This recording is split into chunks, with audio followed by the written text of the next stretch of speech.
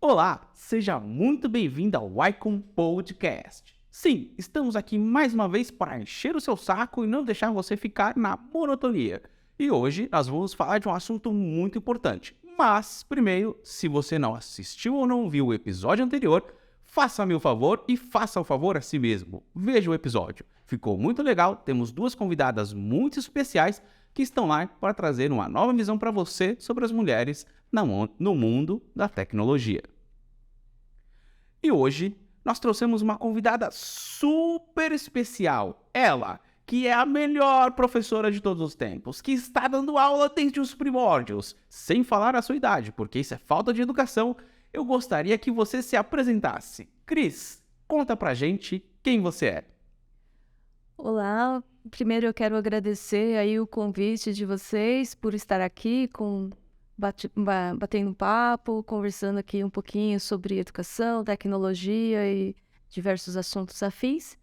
Eu sou a Cris, Cristiane Kenaga, eu trabalho no Senac atualmente, estou na docência no ensino superior há mais de 15 anos, né, em cursos de pós-graduação e graduação, dentro dessa área da tecnologia da informação, né? Atualmente eu trabalho com a parte da docência lá nos cursos de graduação dentro dessa área de TI, no Senac, e também atuo como mentora na Apple Developer Academy, que é um laboratório de inovação em parceria com a Apple, também lá no Centro Universitário Senac. Top! Tá vendo, pessoal? Hoje a conversa ela vai ser de alto nível. Talvez aqui o host não esteja preparado para essa conversa, mas não é só a Cris que nós temos. Não é só a Cris que nós temos hoje. Nós também trouxemos aqui a nossa figurinha carimbada e repetida de todo o podcast. Aquele que não pode faltar. Aquele que não devemos chamar o nome, senão a ISO vem pesada. Nós estamos falando do Edson Oguma. Edson, o que você veio fazer aqui hoje? Bom, primeiramente, um prazer estar aqui nesse bate-papo, principalmente com a Cris, que pôde vir aqui conversar com a gente, né, discutir um pouco sobre esses assuntos, que é bem interessante, educação, né, cibersegurança, enfim, mercado de trabalho. E aí eu vim convidado, né, pelo Alexandre, pelo Gabriel, para poder complementar esse bate-papo com algumas perguntas, né? E vamos lá, vamos conversar um pouquinho, bater esse papo aí. Gostaria de agradecer imensamente a presença dos nossos convidados, porque sem eles não seria possível. E também, vamos dizer, agradecer a você, nosso ouvinte, ou talvez se você estiver no YouTube, o nosso... Como é que eu chamo a pessoa que está no YouTube, Gabriel? Nosso inscrito. Se você é nosso inscrito e está nos assistindo neste momento, muito obrigado pela sua audiência. É sempre bom ter você aqui com a gente. E claro, nós trouxemos o Edson porque o Edson estudou no Senac. Na verdade, eu estudei no Centro Universitário Senac. E o Gabriel também. Olha só que coincidência. É um time do Senac. Praticamente um time do Senac. E a Cris trabalha no Senac. A nossa ideia hoje é trazer um pouco para você, meu jovem mancebo, que está aí do outro lado, uma visão diferente sobre o ensino superior, principalmente aí na parte de tecnologia. Então, nós trouxemos uma pessoa que está há anos trabalhando com isso e conhece essa área mais do que ninguém, para dar o seu relato. Cris, conta pra gente como é ser uma professora universitária ou trabalhar com educação universitária num país onde a gente tem cerca de 30% de formandos em cada turma. Olha, é muito gratificante, é desafiador e, acima de tudo, é muito satisfatório, porque recebemos alunos e alunas de diversidades de formações, de pensamentos, de níveis de maturidade, e são jovens que estão justamente buscando conhecer melhor em que podem atuar, no que podem trabalhar, o que gostam, o que não gostam, e trabalhar não só a questão da grade curricular, mas nas conversas, nos corredores. As conversas complementares são fatores assim que são muito satisfatórios para um professor, para uma professora como eu, que é poder ouvir essas pessoas, ajudar, né, na colocação, não vou dizer na formação da graduação, na formação acadêmica sim, mas numa formação como um todo, principalmente fazendo com que essas pessoas elas tenham, acima de tudo, mente aberta para serem receptivas para experimentar, para não terem medo de tentar seguir por um caminho. Se não der certo, opte por uma outra alternativa. E o importante é justamente seguir estudando e seguir, né, conhecendo melhor para saber o que aquela pessoa mais consegue agregar valor, digamos assim, ou no que ela se sente mais realizada fazendo, pessoalmente e profissionalmente. Então, a questão da educação superior não é só uma questão de educação de grade curricular ou apenas de fazer um currículo, é também de fazer um indivíduo melhor, de trazer um indivíduo capacitado para a nossa sociedade e, claro, que possa contribuir. A Cris está numa missão lindíssima. E olha só, temos que te dar parabéns, porque não é fácil ser professor, tem que estudar direto, tem que fazer... Olha, eu não sei nem o que eu faria se eu tivesse que dar aulas e suportar pessoas como o Edson. Edson, você foi um bom aluno no Senac? Olha, eu posso dizer que fui um bom aluno. Graças aos professores do Senac, conseguiram, né, passar o conhecimento deles à frente de uma forma plena. Tive excelentes professores, tanto professores como a coordenação, como o instituto como um todo, eles foram bem acolhedores, né?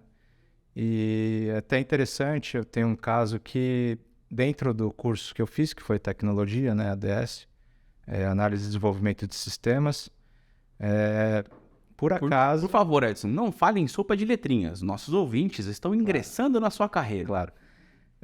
Eu entrei para fazer como se fosse uma reciclagem, né? Foi uma oportunidade. E aí eu tive uma matéria que foi praticamente o último semestre do curso em si, que foi parte de segurança. E aí me chamou muita atenção. E era a única matéria que tinha dentro dessa grade, né? E aí, eu conversei com o professor, agora infelizmente não lembro o nome dele, mas eu conversei muito com o professor, achei muito interessante o jeito que ele passava as informações pra gente, né? Não aquela coisa muito... no sentido assim, muito... Engessado, isso, exatamente, essa é a palavra.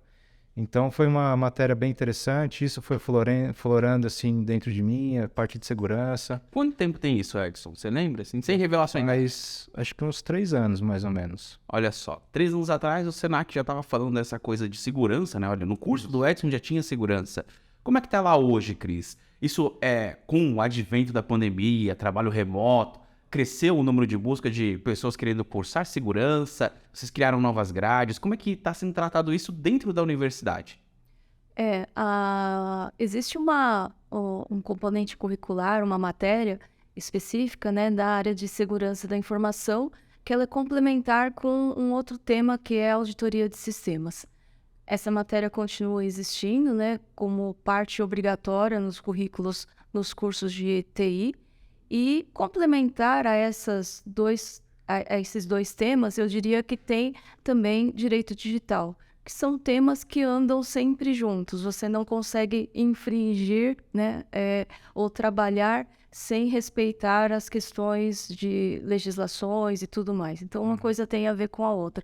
E também existem cursos específicos na área da pós-graduação voltados para segurança, cibersegurança, para quem tem um pouco mais de interesse específico. Mas já tem algum curso lá que seja focado em direito digital, por exemplo, ou ainda não?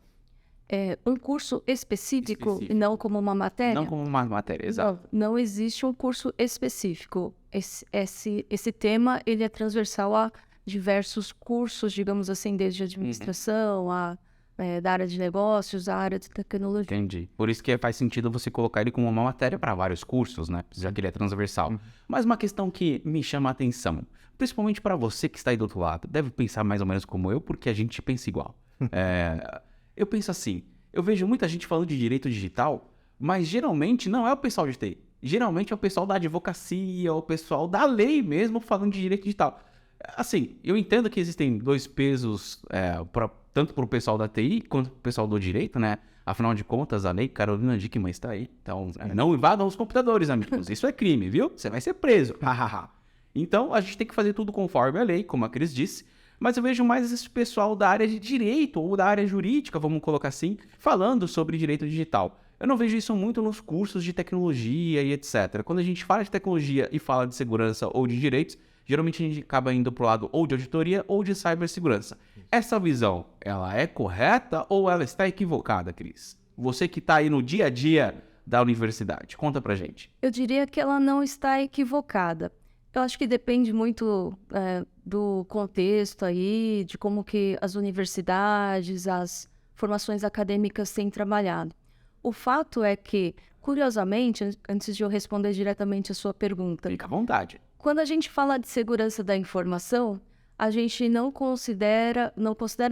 a gente não tem tanto o pessoal da área de negócios se preocupando. Quando fala de segurança da informação, parece mais assim, isso é coisa do pessoal de TI. Falta maturidade pro Brasil. Sendo que o tema é de suma importância para quaisquer áreas, né? Então, a diferença é que, atualmente, as informações, os dados, de uma forma geral, eles estão armazenados, são acessados, são utilizados a partir de meios de recursos tecnológicos.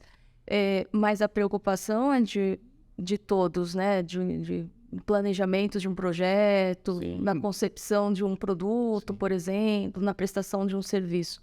E o mesmo acontece com o direito digital. Acredito que é essa sua percepção de que, parece-me que isso é muito discutido pelo pessoal da área de negócios e nem tanto pela área de TI, pela área da computação. Eu acho que isso vem diminuindo cada vez mais, porque hoje em dia a gente não pode falar de desenvolver, de lançar, por exemplo, um software, um sistema, sem pensar em aspectos mínimos que infringem a questão. Até como, por exemplo, a LGPD. LGPD, um simples termo de aceite, uma política de privacidade, isso tudo tem a ver com o direito, mas quem muitas vezes tem que se preocupar é o profissional da área da tecnologia, por exemplo.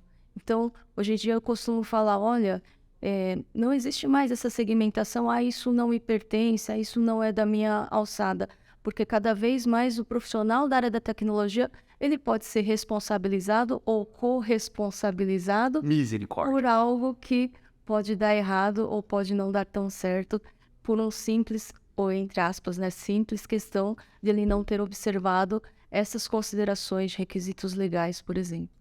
Só um adendo aí que a Cris falou, eu vejo muito a questão, por exemplo, relacionada a leis mesmo, que o profissional de TI ele está buscando muita parte de direito, porque ele conhece muita parte de tecnologia e falta a parte do direito.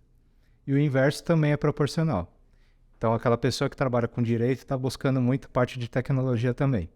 Porque eu acho que começou a lógico, depois que veio essa parte da questão da LGPD, que começou a se importar mais com as questões dos dados pessoais e tudo mais, como que vai se assegurar, como que a lei trata. Então, acho que cada vez mais está mesclando essas duas áreas, tanto como direito e como a parte de tecnologia. Eu vejo muito o pessoal discutindo essas questões, assim, né? Então, muitas reuniões, muitos podcasts, muitos eventos falando sobre isso. Então, eu vejo cada vez mais essas duas áreas mesclando. Acho que, não sei se para agora, talvez assim, mais para frente, eu acho que talvez mude um pouco a grade, tanto para o pessoal de direito como para o pessoal de tecnologia. Eu acho que tem que ter mais imersão entre essas duas, né? Tem que ter mais a parte do conhecimento do direito, né? Como que o profissional de TI lida, né? Desde a concepção de um software, de uma criação de um software, né? Quais leis ele precisa se preocupar, né? Lógico, a gente já tem as normas que a gente tem que se preocupar, mas ainda a gente vai ter que ter essa parte de leis mesmo, né? Então a gente pode concluir, na verdade, que, como tudo em tecnologia, é convergente. A questão do direito digital, a questão da segurança da informação são convergentes e isso vai ser gerado ou com uma nova área ou com um novo tipo de trabalho aí para o pessoal que está estudando tanto tecnologia quanto direito. Então você, jovem advogado, você, jovem programador, entenda, um dia vocês terão que sentar numa mesa e tomar um café. Eu também vejo, Ale, aproveitando falar, que o pessoal de TI está ganhando mais espaço também na digamos assim, na alta cúpula, digamos assim, das empresas, né?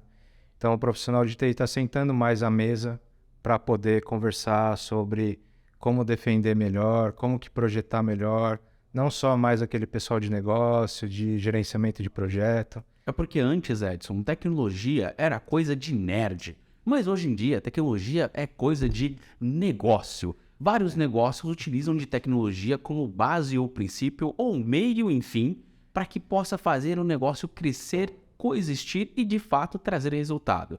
Cris, você acha que com esse advento todo da tecnologia estar convergente com as funções que o ser humano já faz e executa, e talvez até melhorando essa capacidade e aprimorando o ser humano aí para executar cada vez mais funções? Agora a gente tem ChatGPT, a inteligência artificial, um monte de coisas acontecendo na área de tecnologia.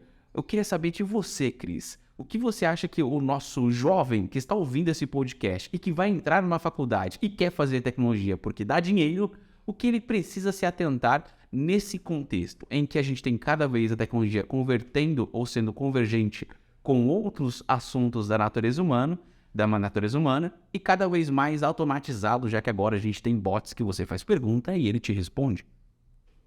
Essa é uma pergunta bastante interessante, Alexandre, e instigante também, porque a gente está falando de uma geração que ela já praticamente nasceu usando a tecnologia no sentido de buscar vídeos no YouTube, né?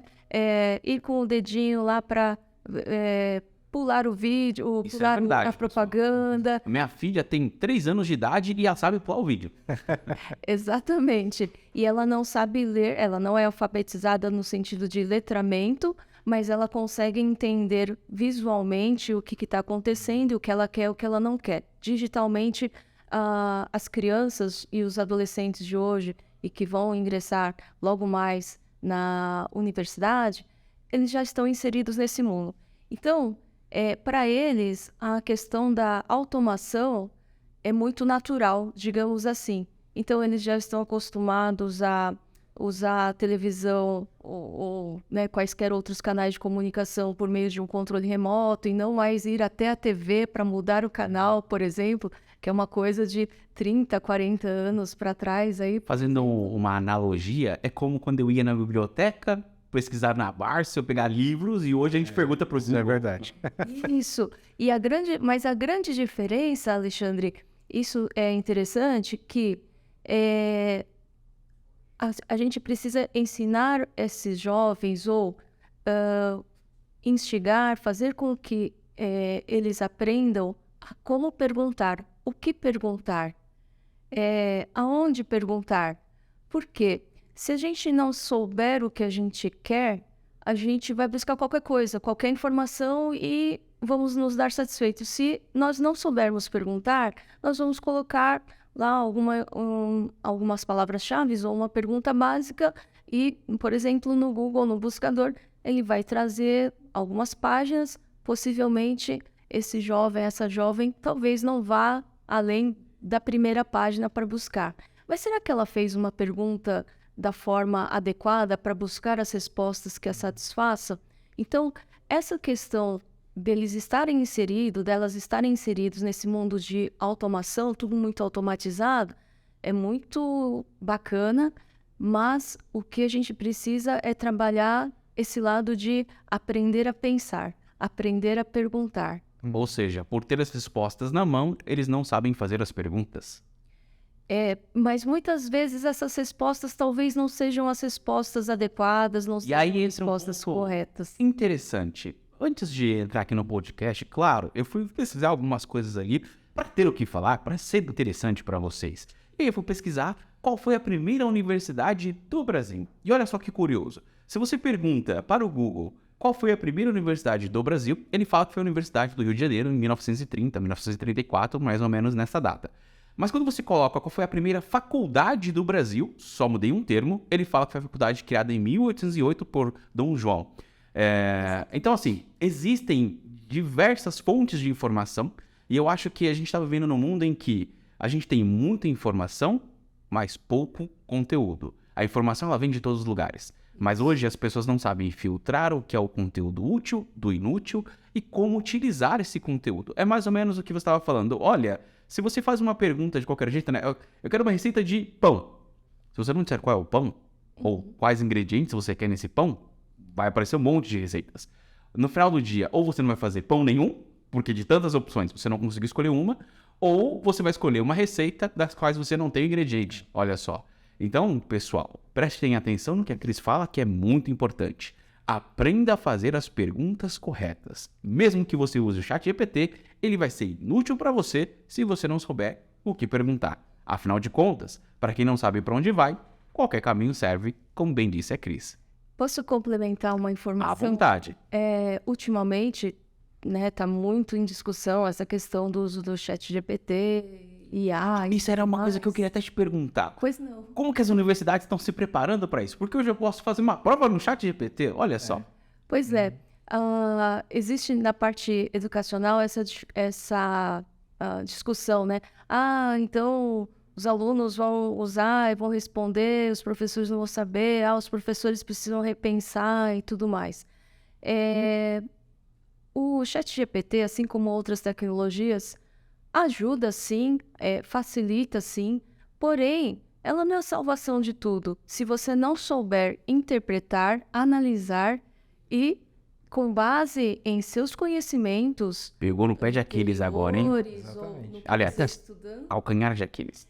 se você não souber diferenciar se aquele conteúdo que ele está te trazendo como uma resposta é um conteúdo que tem uma validade dentro de um contexto, se é correto ou não.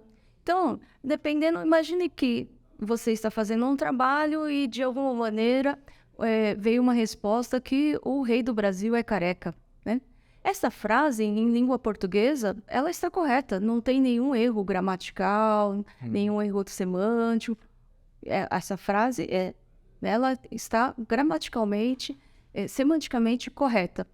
Porém, se você não tem as informações, se você não tem a interpretação dentro de um contexto, se você tomar aquilo como verdadeiro, todo o seu restante, aquela premissa que você está tomando como verdadeiro, todo o restante vai ser infundado também, porque você tomou aquilo como algo que realmente é verdade. Então, tem que se tomar muito cuidado. Em relação a fazer provas, etc., eu sou muito a favor de trabalhar com atividades, exercícios que tenham cenários e que façam os alunos e as alunas a pensarem nas situações para resolver. São basicamente uma pergunta e resposta. Pergunta e resposta. Exatamente. Não é simplesmente fazer uma pergunta direta cuja resposta vai estar em algum material de aula ou vai estar em algum livro, etc. Então, são perguntas que os alunos e as alunas têm que analisar esses cenários específicos, considerar o que foi aprendido, analisar, discutir. Eu gosto muito de que os trabalhos sejam Discutido, conversado. Né? E, a partir daí, olha, a gente chegou a essa conclusão por causa disso, disso e disso, por causa desses fundamentos aqui. Top. E eu acho que a gente vai voltar para 1930, em que as provas serão feitas no lápis. Eu acho que é uma forma boa, né? Uma estratégia que até a professora Cris falou, que é você conseguir contornar um pouco, né? Essas tecnologias de uma certa Até porque maneira. Importa, né? Que é diferente você perguntar assim, Alexandre, quem descobriu o Brasil? Para Alexandre, qual é a história do Brasil? Ou, por exemplo, se você perguntar coisas do gênero, disserte para mim sobre a estrela do sistema solar. E aí a pessoa fala, é o Sol. Porque a resposta de um chat GPT, imagino, é o Sol. Ou ela vai dizer, olha, é uma bola de gás hélio e etc, etc, etc. E pelos detalhes, ou seja, né, como a Cris colocou, pela interação da resposta do próprio usuário, você entende se de fato ele sabe aquilo ou se de fato ele está só cuspindo fatos. Só copiando. E foi até o que a Cris comentou, né, sobre o exemplo que ela deu, né? O rei do Brasil é careca. Se ele tomar como verdade isso, ele vai colocar na prova, o rei do Brasil é careca. Mas só que ele não tem um fundamento por trás para ver se realmente o rei do Brasil era careca, né? Então, assim, pode muitas vezes até prejudicar de uma certa maneira. Se ele não tem um fundamento de conhecer, realmente essa pergunta que eu fiz e a resposta que me trouxe é de fato verdadeira, né? Então, se ele não tem essa análise desse contexto como um todo, ele pode chegar tomando como verdade e levar isso para a vida inteira. Que daqui, sei lá, quando chegar na meia-idade, enfim, ele conversar com outra pessoa e falar, não, mas o rei do Brasil não era careca. Mas eu perguntei lá e era careca.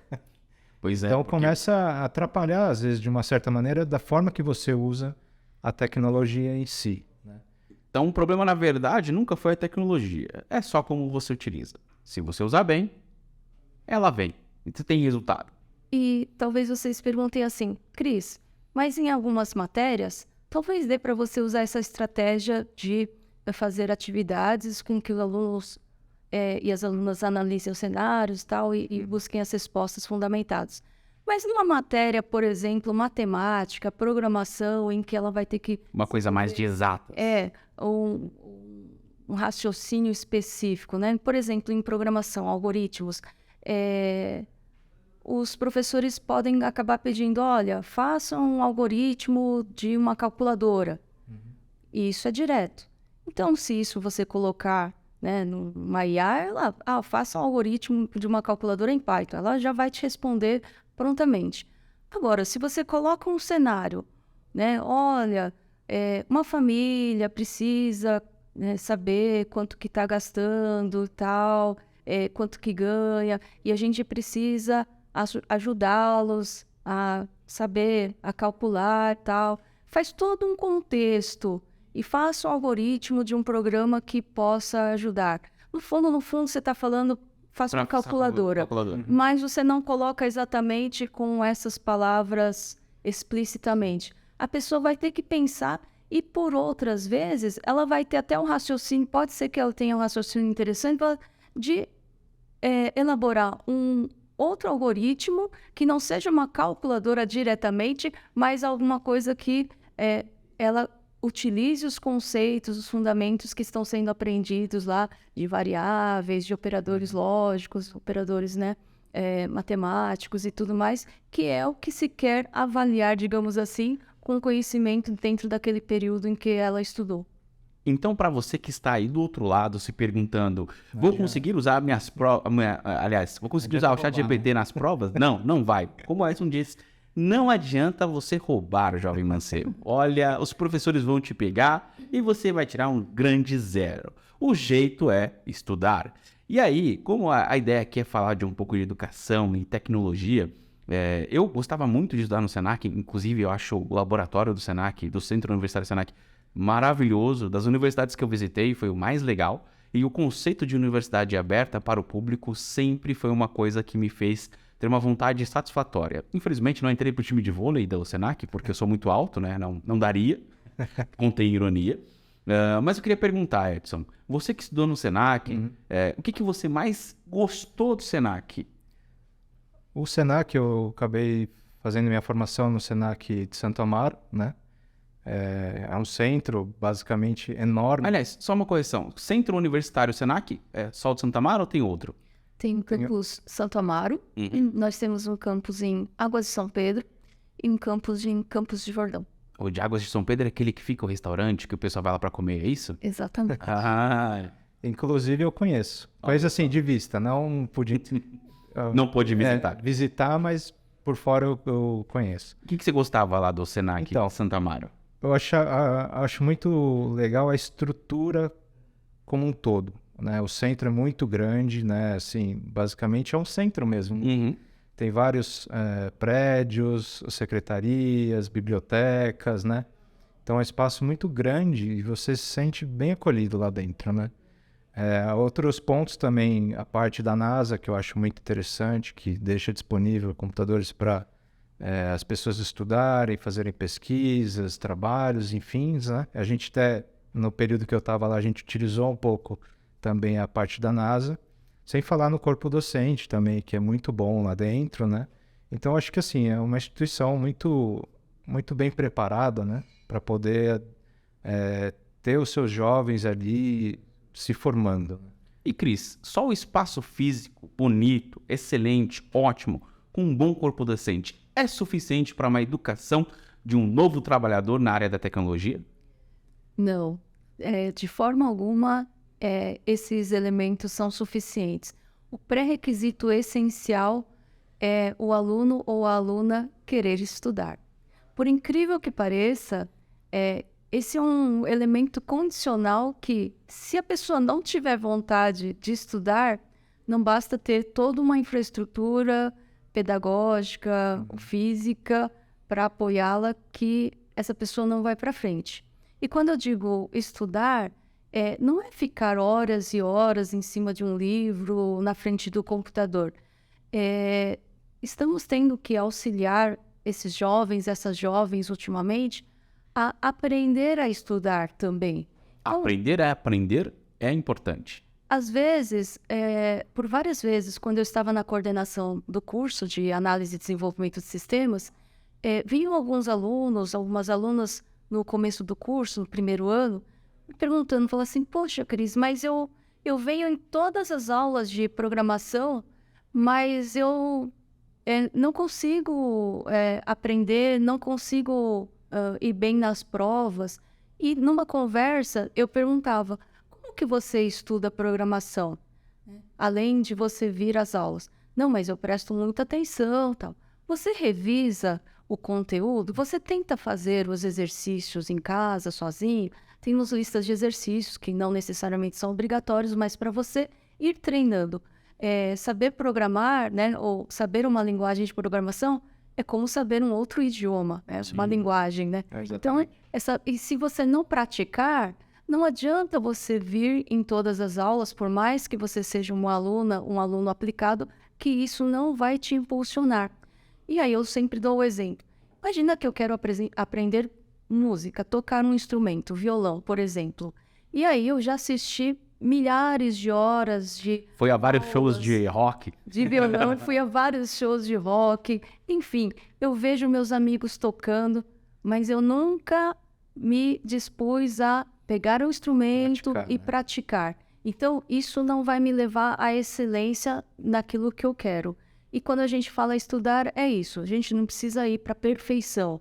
Mas eu sempre falo para os alunos, para as alunas, que tem 3, 4 perguntas que são essenciais na nossa vida, independentemente do conteúdo que a gente está estudando. A gente, para saber se nós mesmos assimilamos aquilo que nos predispomos a aprender, a gente tem que se perguntar o que é, para que serve, quando que eu uso, como que eu uso. Qualquer coisa, pode ser uma fórmula matemática, pode ser uma linguagem de programação, um conceito específico, eu quero saber usar variáveis. Ok, o que são variáveis, para que serve, em que momento que eu uso, em que momento que eu não devo usar, né? Seja por qual motivo, e assim por diante, em qualquer conteúdo. Olha só, eu vou trazer aqui uma experiência pessoal valiosíssima para vocês, porque eu aprendi isso a duras penas e vai de encontro com o que a Cris está colocando aqui pra gente. Durante muitos anos, 5, 6 anos, eu dei aula de informática. Sim, jovem mancebo, eu fui aquele professor de TI lá, da Microlins, Microcamp, Micro qualquer coisa.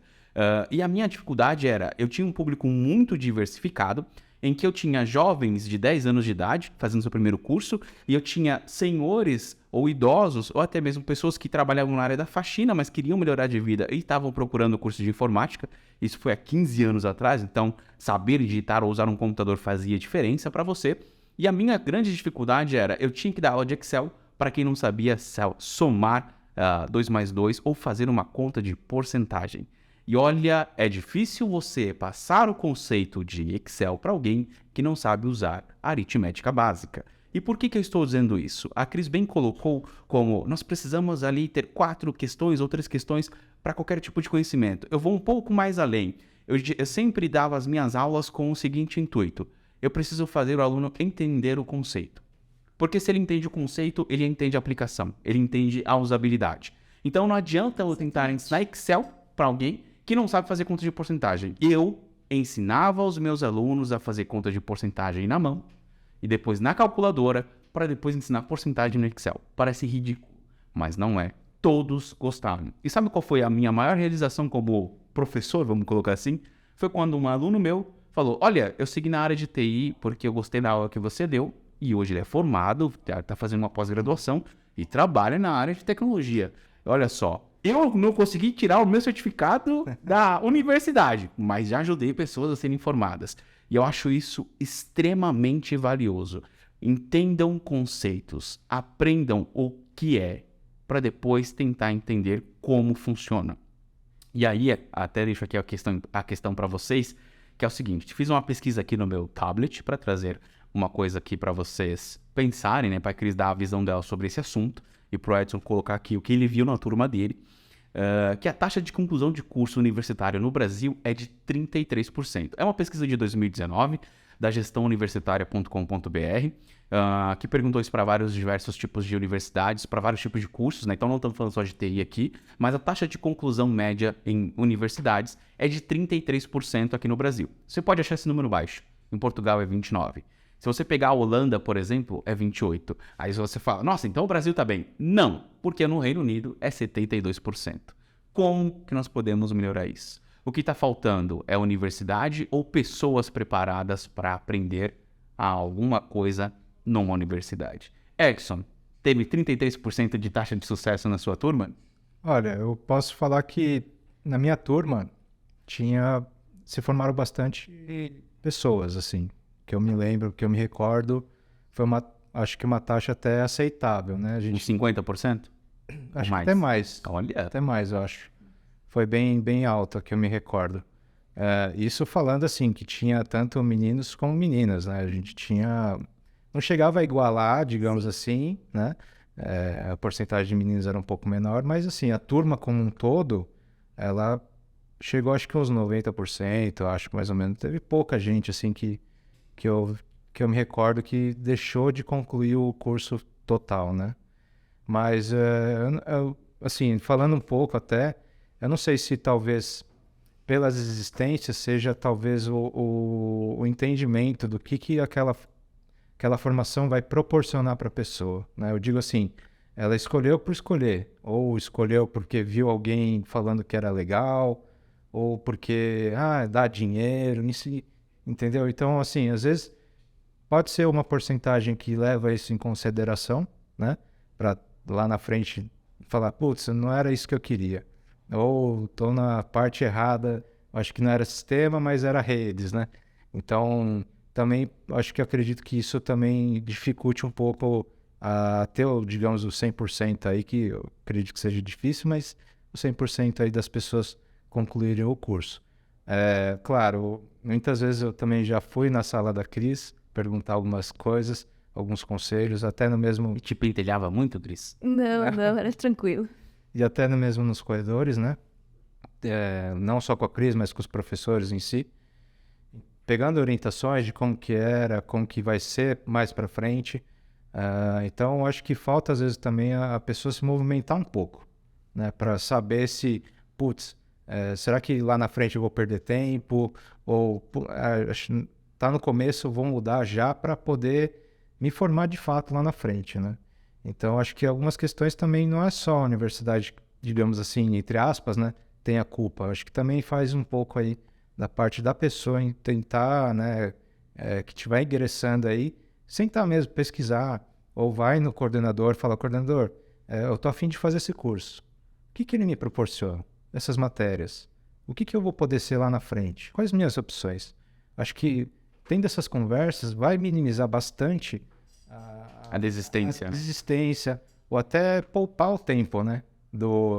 Da pessoa ali falando, putz, eu errei, não quero mais, né? Sair da faculdade, deixar desgostoso, às vezes falar, não vou fazer mais para frente, acaba nem fazendo depois, né? Então acho que algumas soluções aí dá para fazer, dá para contornar, né?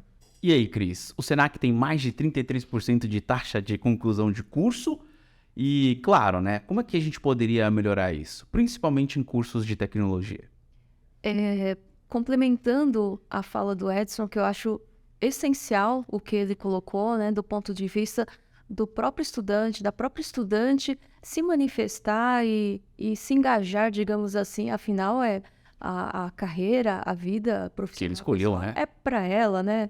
e não para os outros. Então, esse movimento ativo, digamos assim, das próprias pessoas, dos próprios estudantes e das estudantes é essencial. Mas complementando numa realidade de uma instituição privada, né?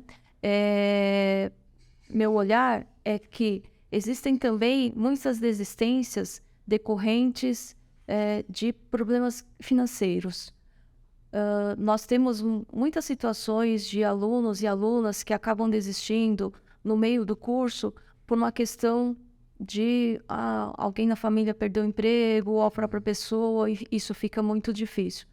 Ainda assim, a gente incentiva ao máximo que a pessoa não desista, porque ela pode ter uma oportunidade de uma colocação, seja num estágio na área, seja como um funcionário, uma funcionária efetiva, se ela concluir o curso, se ela conseguir concluir.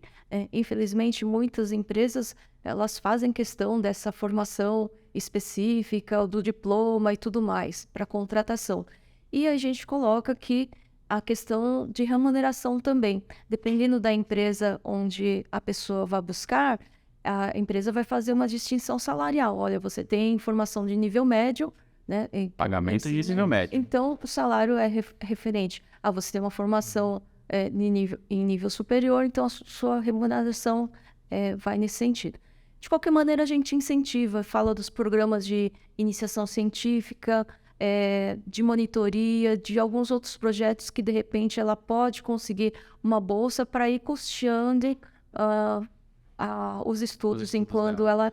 Se não me engano, esse programa de parceria com a Apple, ele veio também para ajudar nesse sentido, né? Além de difundir ali o universo de ferramentas Apple. Sim. Eu lembro que quando eu estava lá, isso estava no começo, se não me engano, né? Estava no começo da parceria, até foi o Guilherme, ele era um aluno que foi escolhido como embaixador, se não me engano, para o programa. E ele visava justamente em ajudar os alunos que tinham essa pegada. Eles ofereciam uma bolsa para você começar a estudar nesse negócio da Apple e tal. Conta um pouquinho pra gente de como é isso, porque é importante a gente falar aqui, né? Eu não terminei minha faculdade, um dos motivos foi financeiro, um dos, né? O outro é porque eu sou um cabaço e não siga o meu exemplo.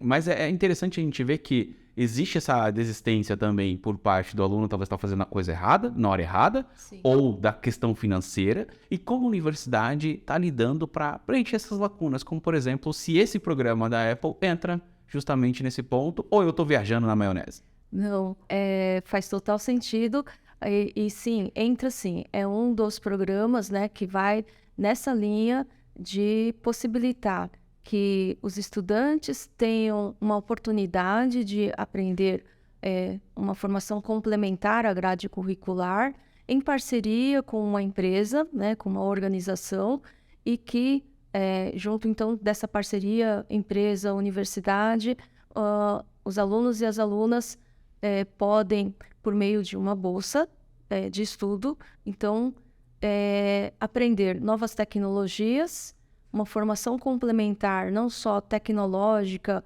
mas em outras skills, em outras habilidades, em outras competências, como saber se apresentar, saber comunicar suas ideias, saber defender também, saber justificar, enfim, né? Toda essa parte de comunicação, a questão comportamental, atitudinal também.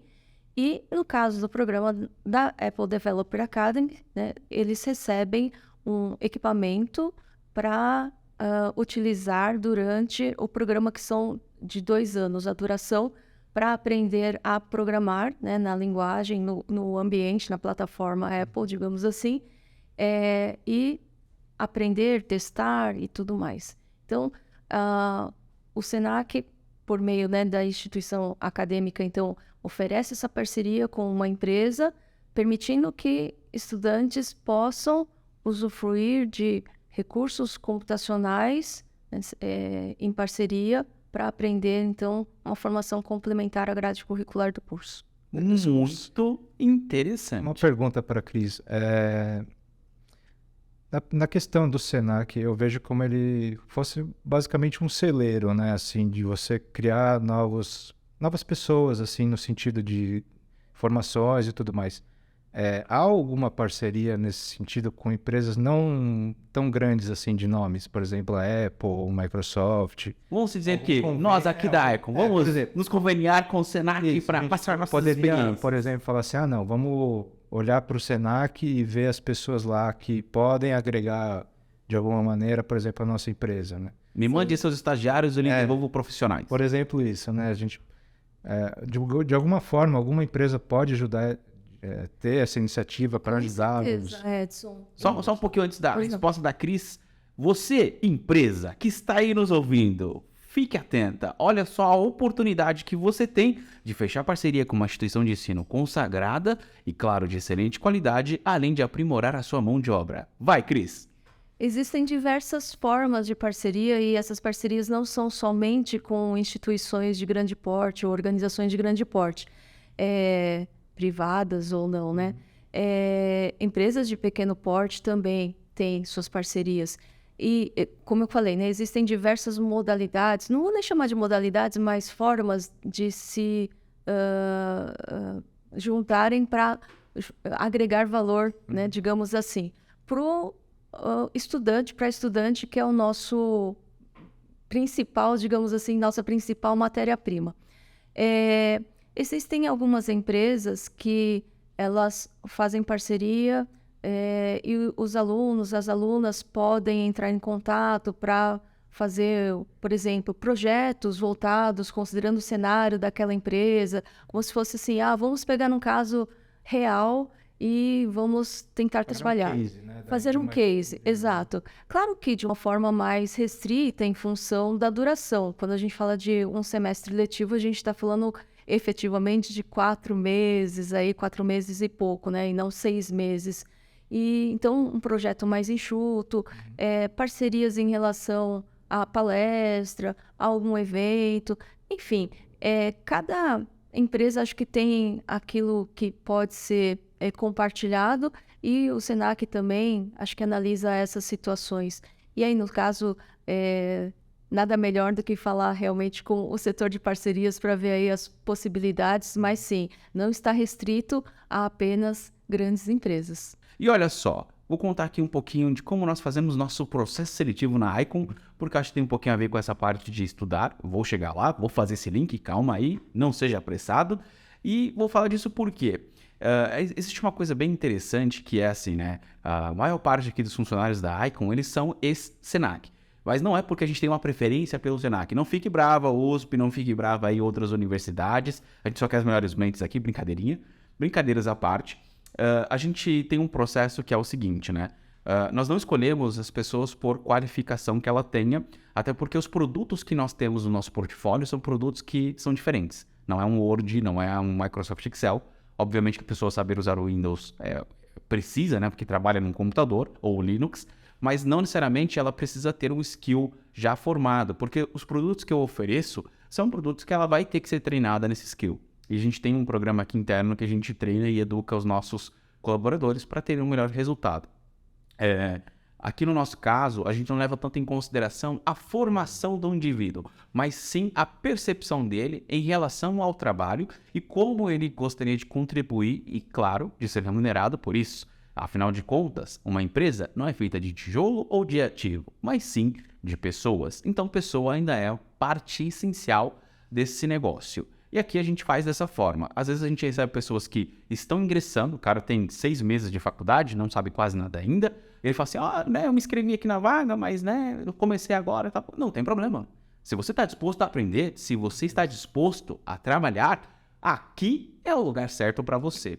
E a gente fez assim a vida inteira e eu acho que tem uma taxa de sucesso até que boa, porque o Gabriel tá aqui há 5 anos, eu acho, sei lá. O Edson tá há uns 5, 6 anos também, Edson. Então, a nossa taxa de sucesso tem que se dar relativamente ok, vamos dizer assim, né? Cris, você acha que esse outro lado, né, as empresas, elas precisam estar de mentes e corações abertos para receber essa nova leva aí do celeiro do Senac? Ou não, é só uma visão um pouco equivocada aqui e só funciona na Icon porque a gente é pequenininho? Não, pelo contrário. Acho que o que diferencia, né, uma empresa de pequeno porte de uma empresa de grande porte é o volume de pessoas, digamos assim, não só da área de TI, mas da empresa como um todo, e se a empresa não souber gerenciar, né, fazer a gestão disso, desse processo de seleção, de contratação e principalmente de manutenção dessas pessoas dentro das organizações, acaba tendo aí possivelmente uma taxa de insucesso em relação a turnover, ou, né, que a gente fala de das pessoas saírem, ter uma alta rotatividade. No caso de ter mente aberta para a contratação, eu acho excelente, inclusive se a pessoa não tiver ainda a formação concluída de graduação, uma formação técnica, porque ela tem a possibilidade de aprender coisas que ela não vai ver necessariamente em livros, na sala de aula, com os colegas, com os professores. É a vivência do dia a dia. Mas, para isso, essas pessoas elas têm que estar predispostas, como você falou, a aprender. Então, assim, eu tenho vontade de aprender e trabalhar aqui. Bom, então eu vou me doar 100% para o que precisa ser feito e correr atrás e estudar também, continuar fazendo a minha jornada. Senão, a pessoa ela não se sai satisfeita. Mas acho que uma pessoa com essa característica, que não é engajada, não tem vontade de conhecer, né, e aprender, aí não seria nem aqui nem em outro lugar que ela sairia bem. Né? Porque aí o problema não é o lugar, é a pessoa. Exatamente. Uma coisa que me chamou bastante atenção durante a pandemia foi o fato de que a gente tinha que exercer cada vez mais a questão da empatia com os alunos e com as alunas. Por quê? Depois a gente ficava sabendo, professora, eu só consegui assistir a aula porque eu peguei um celular emprestado, eu não tinha um computador em casa, eu não tinha um ambiente. E eu acho que quem passou e superou, digamos assim, uma situação dessas, são pessoas justamente com esse potencial que vocês buscam aqui, que são, né, buscados aí por outras empresas também, porque são pessoas que não é uma questão só de termo bonito, a pessoa é resiliente, não é isso, mas ela soube contornar, ela usou a vontade dela, exatamente, e ainda assim ela não se deixou cair, digamos assim, fez de tudo para conseguir acompanhar as aulas e tudo mais. Então, assim, tinha muita gente aprendendo programação, olhando as aulas por um celular, não tendo onde praticar efetivamente, mas dando um jeito de alguma maneira, conseguir aí fazer os passo a passo.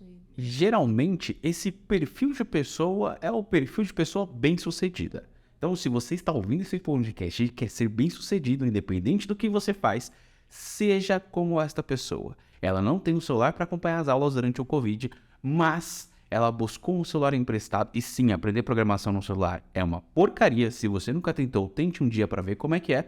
E mesmo assim, ela não desistiu do curso e continuou estudando. Isso não é apenas ser resiliente, mas é ter força de vontade suficiente para vencer na vida. E com essa força de vontade, é uma força imparável, eu acho difícil qualquer coisa derrubar um profissional com esse tipo de approach. Então, novamente, seja uma nota de $100, não seja uma nota de $1 que é dispensável a qualquer momento. Queria até fazer um gancho, perguntar para a Cris.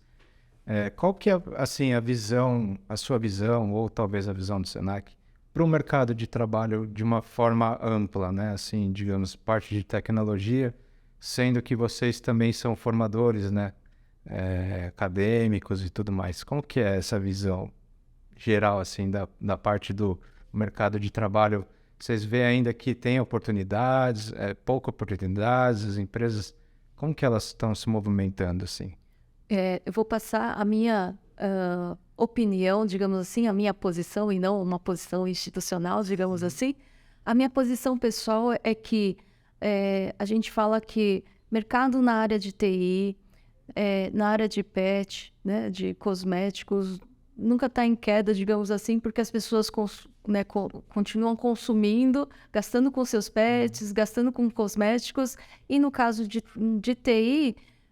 Basicamente, todas as empresas dependem de algum tipo de recurso de tecnologia da informação. Então, existem sim oportunidades em aberto para atuação nessa área.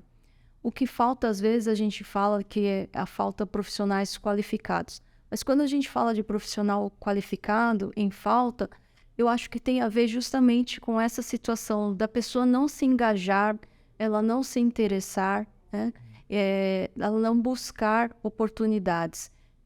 Infelizmente, não, assim, temos alguns alunos, algumas alunas que têm a seguinte visão: eu vou esperar concluir o curso para buscar alguma coisa na área. Eu vou me concentrar agora só em estudar. Eu acho que até a visão da maioria, assim. Eu também acredito. E aí, eu já alerto essa pessoa dizendo o seguinte: não, estudar, né, como parte do estudo, faz parte de você atuar profissionalmente, num estágio, num programa de estágio que seja. Por quê? Você vai ter a oportunidade de ter visões complementares, visões diferentes, perspectivas diferentes do que você aprende, do que você vai aprender, né, na faculdade e nas empresas. Se você deixar para você buscar uma oportunidade depois de você concluir o curso, com o seu certificado, com o seu diploma, as empresas muitas vezes vão olhar para você e falar assim: poxa, mas você estudou quase 3 anos ou 4 anos e você nunca fez nada, assim, nunca fez um estágio que seja. Então, pode haver esse pré-conceito, esse olhar também da empresa de falar: puxa, a pessoa não se movimentou aqui no período em que ela estava estudando. E eu acho que também fica mais difícil, né? Depois que você tem a graduação completa ali, digamos, a faculdade, pelo menos a faculdade, né? Com um diploma, porque, teoricamente, você já é um profissional. Teoricamente, a empresa quer um profissional, ele concluiu o curso, então logo ele é profissional. É um profissional. Sim. Só que ele também deixou de ter essa bagagem. Exatamente. De um estágio, de uma visão corporativa, junto com os estudos, né? Então, acho que quem faz primeiro isso, acho que ganha um pouco mais de vantagem quando chega no final. Se você põe do lado, né, os dois currículos, digamos assim, de duas pessoas que Sim. passou por uma experiência e a outra que não passou, é muito mais, talvez, para a empresa é muito mais aceitável contratar uma pessoa que já tem experiência do que uma pessoa que se formou apenas, né? Sim. Eu até adicionaria um detalhe que é curioso, pelo menos do meu ponto de vista, que é o seguinte: não só experiência profissional. Porque hoje em dia você consegue ter vários tipos de experiências diferentes. Na área de tecnologia, por exemplo, você pode provar que tem uma skill tendo uma certificação. Isso significa que você realmente sabe ou domina aquele assunto do qual você foi certificado. Então, se você está formado, significa que você passou pela universidade, que você fez todas as aulas e que foi graduado. Mas não significa que você tenha as skills necessárias. As skills necessárias, elas são provadas diariamente durante o exercício da sua função. Mas, quando não é possível exercer essa função, ou quando você está numa função diferente daquela faculdade da qual você escolheu, procure certificações, ou labs, ou qualquer outro tipo de atividade correlacionada com o teu curso, ou com aquilo que você gostaria de exercer, porque isso vai te dar uma bagagem extremamente grande para ser um bom profissional. Grande parte do profissional do qual eu sou hoje, você pode julgar se é um bom profissional ou um profissional ruim, estamos há 10 anos aqui, essa bagagem, ela não veio só com parte ali da faculdade. Ela veio grande parte ali dos 47 cursos diferentes que eu fiz, de todas as certificações que eu tirei e de todas as pessoas que eu conheci durante esse processo. Então, o mais importante para um bom profissional é saber trilhar o caminho que ele escolheu, de forma que isso ajude ele a ser uma pessoa melhor no final do dia. Então, jovem mancebo, se você está aí me ouvindo e está trabalhando como garçom, cursando tecnologia, não desista. Procure labs, procure se especializar, faça ali aqueles chamados bootcamps ou algo parecido, que vai lhe dar ali uma experiência maior e com certeza vai te ajudar na sua formação pessoal e profissional. Porque nós, como empresa, precisamos de pessoas como você para atuar aqui nos nossos segmentos. Vem para a Icon você também. Complementando um pouco aí, Ale, eu vejo que a Cris provavelmente vai conseguir falar melhor sobre essa parte, mas eu vejo que a parte de TI, só a formação não é o suficiente, né? Como você já também disse. E vejo que as certificações é um agregador muito grande na questão do profissional, acho que profissional em si da TI. Então, você ter um certificado internacional, um certificado de alguma norma, acho que agrega muito valor sobre a questão do funcionário, da pessoa que está se formando, né? Porque se chegar, digamos assim, meio cru, né? Só com a formação acadêmica, muitas vezes você não consegue uma vaga talvez muito fácil, né? Concorrer com as outras pessoas que já tenham certificados e tudo mais, né, Cris? O que você acha desse? Concordo completamente com o que vocês falaram. Sem dúvida. Inclusive, eu acabo dando um conselho, não sei se é um conselho, mas é uma conversa, quando algum aluno, alguma aluna vem me perguntar assim, ao concluir ou em fase de conclusão do curso da graduação: o que você acha de eu começar uma pós-graduação no semestre que vem? E eu primeiro faço a pergunta: por que você quer fazer a pós-graduação? Você quer fazer uma pós-graduação em quê? Para quê? Né? E a pessoa, às vezes, ela fica assustada porque Tem aquele acho choque. que ela não esperava que eu fosse perguntar essas coisas. Questionada, E né? sim, exatamente, que eu fosse falar: isso, faça uma pós-graduação, né? É do interesse, né? Interesse do Senac, por exemplo, se vender um curso. Mas não é isso que eu falo, e aí eu faço ela pensar, essa pessoa pensar, e justamente entendendo se ela trabalha ou se ela gostaria de trabalhar, no que ela está indo, seguindo, e falo justamente das certificações ou dos cursos de curta duração, independentemente se é para colocar no LinkedIn que concluiu o curso, ou no currículo, etc. e tal, mas faça para aprender, para complementar a sua formação. E as certificações são um excelente caminho. Eu queria completar também uma situação, né, desse estudo que a gente chama, né, de... hoje em dia a gente é um aprendiz de, né, vida longa, né, um lifelong learner, né, que é justamente assim, como você mesmo colocou, Alexandre, independentemente do que você vai buscar, se você vai ter um diploma, um certificado ou não, se aquilo vai te agregar, faça, busque. E eu diria como uma experiência pessoal. Certa vez eu fiquei durante uns 2, 3 anos fazendo trabalho voluntário numa fundação, né, que é a Fundação Dorina Novil para Cegos, e lá eu tive a oportunidade de fazer um voluntariado de 4 horas de duração semanais na área de informática da fundação. E lá eu aprendi muitas coisas que eu, mesmo atuando nessa área de tecnologia e tudo mais, não era do meu dia a dia na parte da consultoria. Então, lá tive a oportunidade de voltar às minhas raízes, de usar Linux, de, né, colocar a mão na massa, banco de dados e tudo mais. E foi um grande aprendizado para mim. Então, assim, até mesmo um voluntariado, um trabalho voluntário nessa área que possa complementar também a sua formação é muito bem-vinda. Bom, pessoal, se você ficou até aqui, eu deixo o meu muito obrigado, mando um beijo no seu coração bem especial e, claro, eu não poderia deixar de agradecer a presença ilustre do Edson, que esteve aqui com a gente fazendo esse podcast, com a paciência de sentar ao meu lado e ficar me ouvindo por quase 1 hora, sem contar que, claro, eu sou uma pessoa um pouquinho chata, né?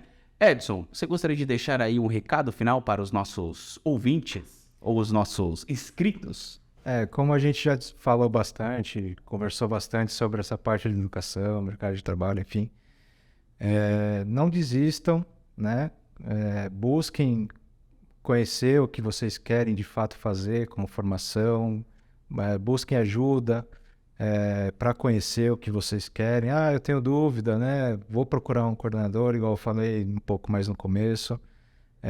Então, assim, sempre estudem, procurem currículo, construir o seu currículo de forma que você possa agregar valor, né? Então, não só a parte acadêmica, mas também cursos, certificações. Isso no futuro, pode ser agora no presente um pouco, né? Falar, putz, tem que fazer isso, a faculdade, tem que fazer curso daquilo. Mas para o seu futuro vai ser muito melhor, né? Vai ser muito mais fácil. a gente que já está um pouco mais, né, avançada, digamos assim, na idade, é um conselho que a gente já passou e poderia ter escutado isso lá atrás, né? Então, quando a gente estava na época de formação e tudo mais, poderia ter feito um curso a mais, poderia, né, gastar um pouquinho aquela hora de sono estudando um pouquinho sobre alguma outra coisa. Então, essas dicas que a gente conversou aqui é muito interessante e se caso, lógico, né, vocês que estão nos ouvindo puder passar para as outras pessoas também, né, que estão começando a ingressar agora, seria muito bacana eles ouvirem também.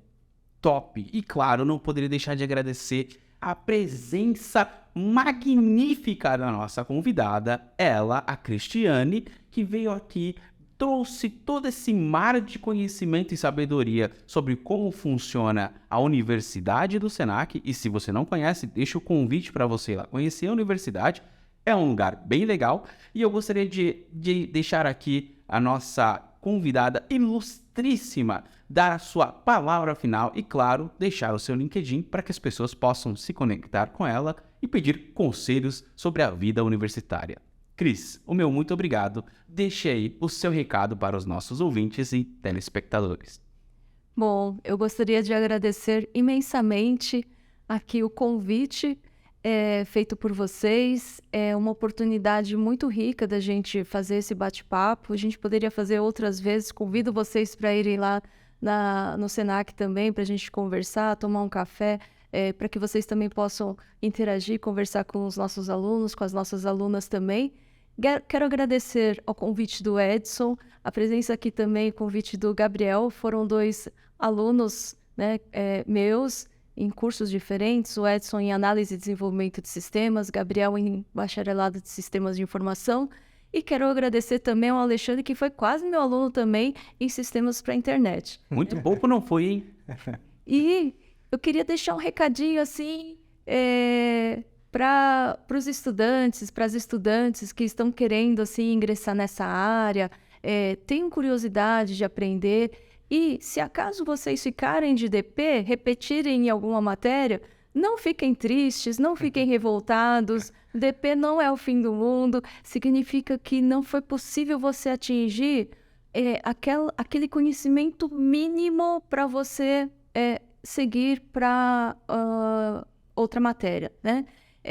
Mas é sempre muito válido aproveitar o momento posterior e reforçar, estudar de uma outra maneira, que muitas vezes naquele primeiro momento talvez a gente não tenha conseguido captar todas as informações, todo o conhecimento, toda a bagagem necessária para a gente conseguir passar na matéria.